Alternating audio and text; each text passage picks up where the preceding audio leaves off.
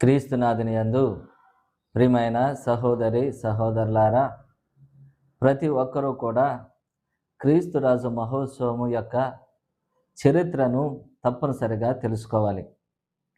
ఈ క్రీస్తురాజు మహోత్సవం ఎలా ప్రారంభమైంది, ఎందుకు ప్రారంభమైంది, ఎప్పుడు ప్రారంభమైంది అనేటువంటి విషయాలు మన అందరము కూడా ఒక క్రైస్తవుడిగా తెలుసుకోవడం మన బాధ్యత. అయితే క్రీస్తు ప్రభు ఈ పండుగ ద్వారానే రాజా అంటే కాదు. క్రీస్తు ప్రభు పుట్టక ముందు నుంచి కూడా ఆయన రాజు. యెషయా ప్రవక్త ఆయన రాసినటువంటి గ్రంథము ద్వారా ఆయన తెలియపరుస్తూ ఉన్నాడు. 9వ అధ్యాయము 6-7 వచనాలలో మనం చూసినట్లయితే గనక, ఇదిగో మనకొక శిశువు జన్మించెను, ఆయన శాంతికరుడైనటువంటి రాజు అని తెలియపరుస్తూ ఉన్నాడు.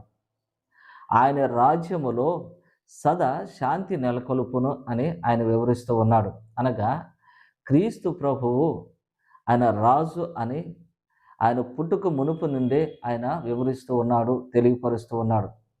మత్తయి శుభవార్త 2వ అధ్యాయము 2వ వచనములో ముగ్గురు జ్ఞానులు వచ్చి హేరోదు రాజుని అడుగుతున్నారు. యూదులకు రాజుగా పుట్టినటువంటి శిశువు ఎక్కడ అని అడుగుతూ ఉన్నారు. కాబట్టి ఆయన పుట్టుకతోనే రాజు, ఆయన పుట్టుక ముందు నుంచి కూడా రాజుగానే ఆయన ఉంటూ ఉన్నాడు. అయితే ఈ క్రీస్తు రాజు మహోత్సవము మరి ఎప్పుడు ప్రారంభమైంది, ఎందుకు ప్రారంభమైంది, ఎలా ప్రారంభమైంది అనేటువంటివి ఖచ్చితంగా మనం తెలుసుకోవాలి. 1917 నుండి 1923 వరకు మొదటి ప్రపంచ యుద్ధము జరిగింది.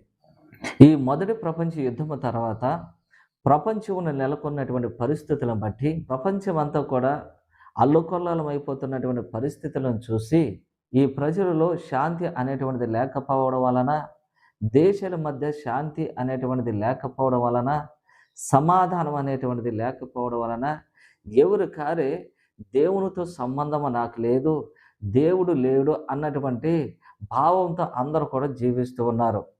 సెక్యులరిజము, అథియిజము ఈ రెండు కూడా ఎక్కువగా పెరిగిపోతూ ఉన్నాయి. ఈ రెండు కూడా పెరిగిపోతున్నటువంటి సమయాలలో 11వ భక్తినాథ పాపు గారు బైబిల్ని ఆధారంగా చేసుకుని ఒక ఎన్సిక్లికల్ అనేటువంటి లెటర్ అని ప్రపంచంలో ఉన్నటువంటి ప్రతి ఒక్క కథోలిక బిషప్కు అధికారికంగా పంపిస్తూ ఉన్నాడు. ఏంటిది అంటే, మత్తయి శుభవార్త 28వ అధ్యాయము 18వ వచనము క్రీస్తు ప్రభువే స్వయముగా చెబుతున్నటువంటి మాటలు. నాకు ఇహ పరముల యందు సర్వ అధికారము ఇవ్వబడినది. దర్శన గ్రంథము 19వ అధ్యాయము 16వ వచనములో క్రీస్తు ప్రభువు ప్రభులకు ప్రభువు, రాజులకు రాజు అని. కాబట్టి ఈ సెక్యులరిజం, అథియిజం ఎక్కువగా పెరిగిపోతున్నటువంటి, దేవుని మీద భక్తి భయం అనేటువంటిది లేకుండా ఎవరికారి వ్యక్తిగతంగా జీవిస్తున్నటువంటి ఆ పరిస్థితులను, అల్లకొల్లోలముగా ఉన్నటువంటి పరిస్థితులను చూసి ఈ క్రీస్తు రాజు మహోత్సవాన్ని ఆయన ప్రారంభిస్తూ ఉన్నాడు.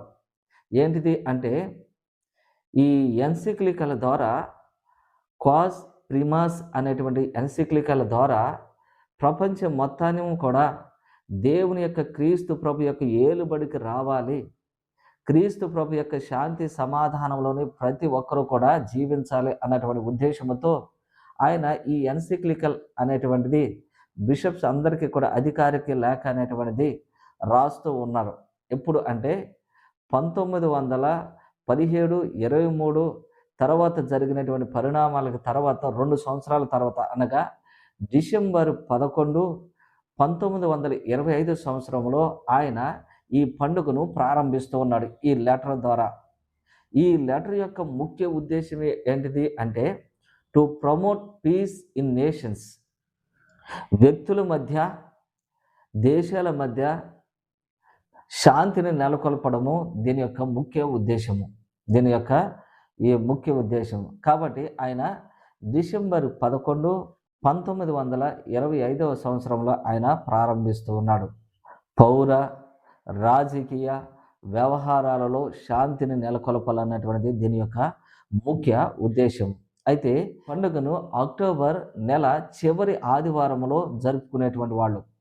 అయితే 1969లో 6వ పాలుపాపు గారు దీనిని సవరణ చేస్తున్నారు. ఏమని అంటే డోమిని నోస్త్రి ఈసు యూనివర్సం రీజెస్ అని, అనగా our lord Jesus Christ the king of universe అని ఆయన దీన్ని సవరణ చేస్తున్నాడు. మన ప్రభువు అయిన యేసుక్రీస్తు విశ్వానికి రాజు అని ఆయన దీనిని మార్చి ఆయన ఈ పండుగను దైవార్చన సంవత్సరంలోని చివరి ఆదివారం అనగా ఆగమన కాలానికి ముందు ఆదివారం నాడు ఈ పండుగను జరుపుకోవాలని ఆదేశిస్తున్నారు. ఈ ఆదేశాల మేరకు ప్రతి క్రైస్తవుడు కూడా, ప్రతి కథోలిక విశ్వాసురాలు కూడా ఈ పండుగను ఆగమన కాల ముందు ఆదివారం నాడు క్రీస్తు రాజు మహోత్సవ పండుగ కొనియాడుతున్నారు. క్రీస్తు ప్రభు సమస్తాన్ని సృజించినటువంటి దేవుడు. సృష్టి వస్తువులను, సృష్టిలో ఉన్నటువంటి ప్రతి ప్రాణిని కూడా ఆయనే సృజించినటువంటి దేవుడు. కొలసీలకు రాయబడినటువంటి లేఖ 1వ అధ్యాయము 16వ వచనములో ఈ రీతిగా ఉంటుంది. ఆయన ద్వారా, ఆయన మూలమున, ఆయన కొరకు సమస్తము కూడా సృజింపబడినది అని. కాబట్టి సమస్తము కూడా ఆయన ఏలుబడికి రావాలన్నటువంటిదే ముఖ్య ఉద్దేశం. ఈ పండుగ యొక్క ముఖ్య ఉద్దేశం ప్రతి ఒక్కరూ కూడా క్రీస్తు ప్రభు శాంతికరుడైనటువంటి రాజు యొక్క రాచరికాన్ని ప్రతి ఒక్కరు కూడా అంగీకరించాలి. ఆయన ఏలుబడిని ప్రతి ఒక్కరు కూడా అంగీకరించాలనేటువంటిది దీని యొక్క ముఖ్య ఉద్దేశం. అయితే ఈ పండుగను కథోలిక విశ్వాసులతో పాటు మరికొన్ని చర్చెస్ కూడా ఈ పండుగను కొనియాడుతూ ఉన్నాయి. ఈ సాంప్రదాయాన్ని ఆచరిస్తూ ఉన్నాయి. ఏంటి ఆ చర్చెస్ అంటే లూథరన్ చర్చ్ ఒకటి, రెండవది రిఫార్మ్ చర్చెస్, మూడవది మొరావియన్ చర్చెస్, నాలుగవది ఆంగ్లికన్ చర్చెస్, ఐదవది ఆర్థోడాక్సీ చర్చెస్, ఆరవది యునైటెడ్ ప్రొటెస్టెంట్ చర్చెస్. ఇంకా మనం చూసుకున్నట్లయితే కనుక ఇంకా ఇవన్నీ కూడా మనకి తెలిసినటువంటి చర్చెస్, ఈ సిఎన్ఐ సిఎస్ఐ అనే చర్చెస్ కూడా ఈ పండుగను కొనియాడుతూ ఉంటాయి. కాబట్టి ఈ పండుగ యొక్క ముఖ్య ఉద్దేశం ఏంటిదంటే ప్రతి ఒక్కరూ కూడా క్రీస్తు ప్రభు యొక్క ఏలుబడిని అంగీకరించాలని, క్రీస్తు ప్రభు యొక్క శాంతికరమైనటువంటి ఆ రాజ్యంలో ప్రతి ఒక్కరూ కూడా ఉండాలన్నటువంటిది ఈ పండుగ యొక్క ముఖ్య ఉద్దేశం. మనము కూడా ఈ పండుగను కొనియాడుతూ మన కుటుంబాలలో, మన జీవితాల్లో దేవుడి శాంతిని నెలకొల్పాలని ప్రార్థన చేద్దాం. పిత, పుత్ర, పవిత్రాత్మ దేవుడు మనల్ని అందరినీ కూడా దీవించునుగాక.